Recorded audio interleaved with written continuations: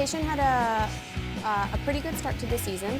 In terms of the skill set and the talent on that team, it's probably one of the best teams we've ever fielded. In my mind, and I think in everyone's mind, you're kind of going for the paid bid. Do I think we could have done better? Absolutely. Will we do better? Absolutely. I felt like I let my team down a little bit.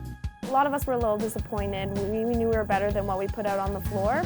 I literally had the 2 best runs of my life, and then everyone else was. We need to hit with an exclamation mark. And right now, that exclamation mark is more of like a question mark. Now that we have a bid, we are able to start fundraising. We would never do it beforehand. We're gonna have close to probably 40 or 50 athletes in the gym in to stunt with Temptation. A lot of kids throughout the entire gym, from like minis to junior, look up to this team. This is my favorite night of the whole year. I take like a huge responsibility in like making sure that I'm a good role model to like the little kids, because I was one of them. When I was on youth, like I loved like Danny telling me like, oh, you have such nice leg positions and stuff like that, and oh my gosh, like. They want to be the girls on Temptation, and they want to stunt with the boys, and the boys are really, really generous with their time. Being on Temptation, or just even being like the kids' coach, at least I feel it's a really big impact. Being that role model for a kid, you know, I'm walking around, kids are looking at me. I want to make sure that I'm giving them something positive to look up to. We ran our first fundraiser of the year for this team after we got our bid, and it was a stunt with Temptation night. This year, we made it kind of a reach out to our alumni, and it was awesome. It was a lot of fun to have them back in the gym.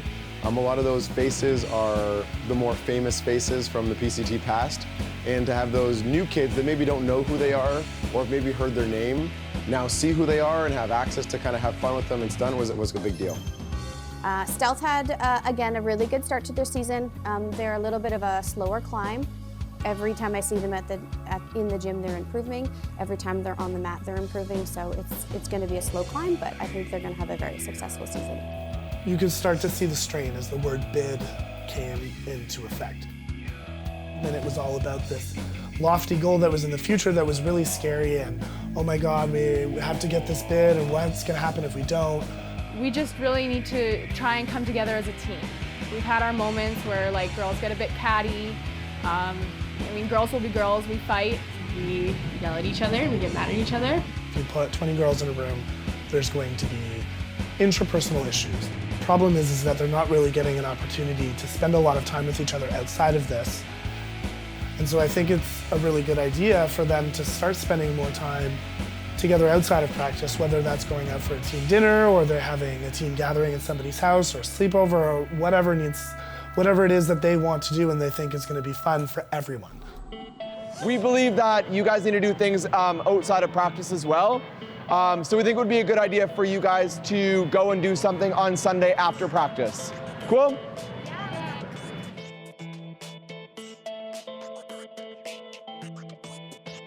Last Sunday, we organized for them to go to a local restaurant right around the corner from the gym right after practice. They changed their clothes, we went there, we sat down at a big long table and just had a nice chill dinner where they weren't allowed to talk about cheerleading. It helps us kind of get to know each other on a more social level and less competitive level.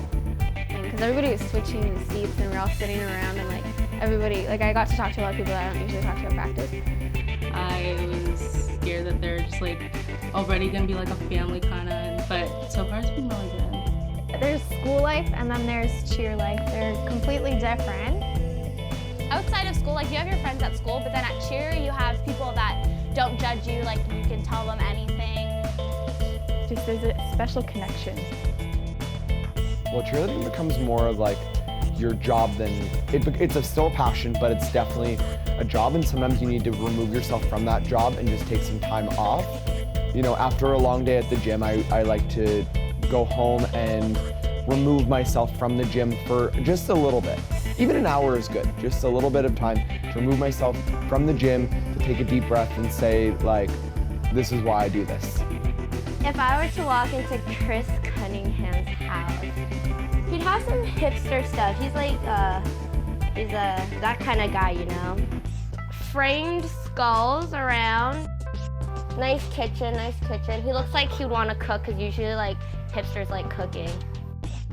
But like I feel like Chris like does like maybe skydiving or something out of the world, something, you know? A lot of people at the gym date or have dated people within this gym or within other gyms, so they really get it.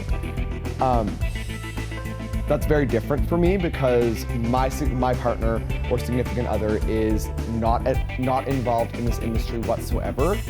It can't be easy. When I say I'm going to be in Chicago for this weekend and then I may be here for this weekend and then I'm going to be away for this weekend and then next year my schedule is going to roll over and change completely and I might be coaching this team and that team. It's really hard for him to find that consistency, but he puts up with it and I think that's really important and speaks of our relationship. Every cheerleading coach has a love-hate relationship with cheerleading, but in the end we all have a passion for this, have a love for this, and you know there's nowhere else that I'd really rather work, and there's no three people I would rather work for, I don't think. You know, I love Nat, I love CJ, I love Nicole. Just after Cheer for the Cure, we had our practice, and Nat said before every practice we either have to hug or handshake or something to just say hi to everyone and kind of show how much we love each other and appreciate each other. You'll see people like 2 or 3 people hugging one person just for the fun of it. It does feel good every time we hug everyone on the team. For the most part, I at least get like 5 or 6 hugs before practice. I love PCT. February is I Love PCT month, and we'll be encouraging our athletes as they prepare for provincials to really focus on what it is that they love about being here and why PCT has such a positive impact on their life. We want our athletes to love PCT, meaning that they love being a cheerleader, they love being with their friends and on the team they're on. But more importantly, they fall in love with, sport and hard work. We've had a number of weddings and couples and things that have come directly out of this gym, which is always cool. Though Vanessa and I aren't on the same team anymore, COBRAS is where our relationship grew and kind of developed. Now we have a kid, he's a year and a half, and we're planning to get married. I feel like everybody calls him Papa Joe anyway. He thinks of like all those like people on Temptation as all of his little kids. I met CJ at my university tryout, and he was interesting. In terms of actually meeting her, was at my very first varsity practice at University of Western Ontario. He had long, kind of beach hair. I remember to this day, the very first thing we did was work on a pyramid. The very first attempt at this skill resulted in my eye being split open by her elbow and blood running down my face. So that's the real how I first met Nicole. 10 years of this, we've figured out a system. Usually involves yelling at each other all the way home on cell phones, and then everything's fine when we get home. But we know each other right down to our core and are, in some senses, built the exact same way, so it's a very easy relationship. I heart PCT is fine with us.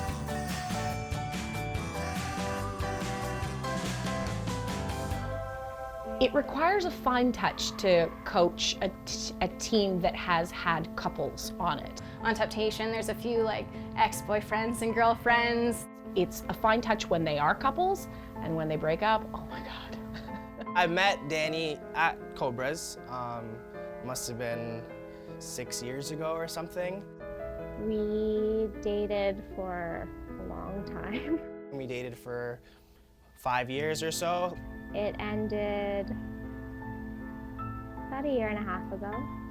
It gets hard, it gets sticky, He's really mean to me sometimes. I mean, he wouldn't talk to anyone else on the team the way he talks to me. We end up, I don't know, butting heads or whatever it is. I don't know why it's like that, but maybe it's because we used to fight over little things when we were dating. We're probably fighting about things that have happened in the past as much as we're fighting about whatever little thing is happening right then. When it's going well, everything's good. And when it's not going well, it's not good. I got a pair of new shoes at the beginning of the season, and I decided to bedazzle them because I love sparkles. Danny's like that kid in the 1980s that got a bedazzler and like just wants everything to be shiny and sparkly. And decided for some reason to put these spiky gems all over the sides of them. Spiky, like sharp. Here's the shoe. It's sparkly. I think that it's pretty. I like rhinestones on my shoes. They're so sparkly. He can't stand them.